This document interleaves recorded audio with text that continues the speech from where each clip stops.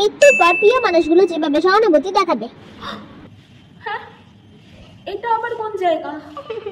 এখানে আমি কিভাবে আসলাম? আমার তো কিছুই মনে পড়ছে না।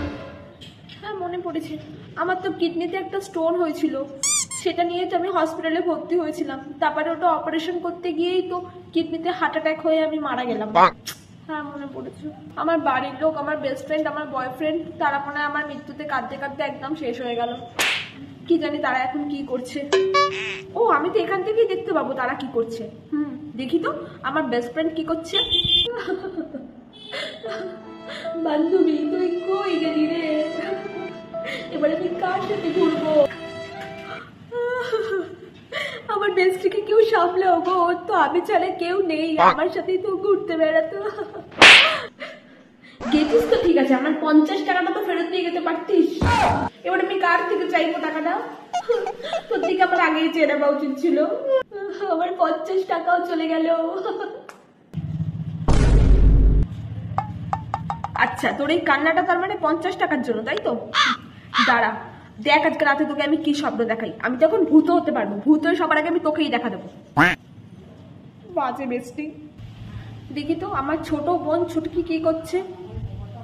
দিদি, তুই কই চলে গেলি? দিদি, কেন চলে গেলি? তোকে আমি খুব ভালোবাসতাম দিদি, কিন্তু আমি তোকে কখনো বলতে পারিনি দিদি। কান্দুস না রে বনু, আমিও তোকে খুব ভালোবাসতাম রে, যতই মারামারি করি না কেন। দিদি চলে গেছে, একদিকে ভালোই হয়েছে। এবার তো আমি আমার বাবুর সাথে দিদির সব জামা কাপড় পরে দেখা করতে পারবো। এখন থেকে তো আমি যে কোনো আমার পছন্দের জামা পরে আমার বাবুর সাথে দেখা করতে যেতে পারবো। এখন আর কেউ কিচ্ছু তো বলার নেই।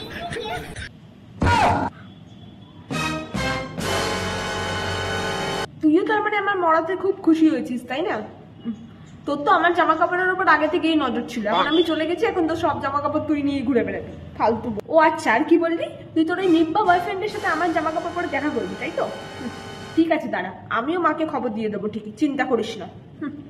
ওয়েট, আমার মা নিশ্চয়ই আমার মৃত্যুতে অনেক কান্না করছে। হ্যাঁ, আমি জানি মা নিশ্চয়ই অনেক কাঁদছে। সে কিন্তু আমার মা কি করছে? মোনা, তুই কই চলে গেলি রে মোনা?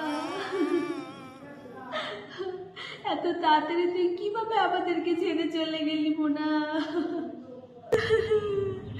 মা, আই মিস ইউ মা।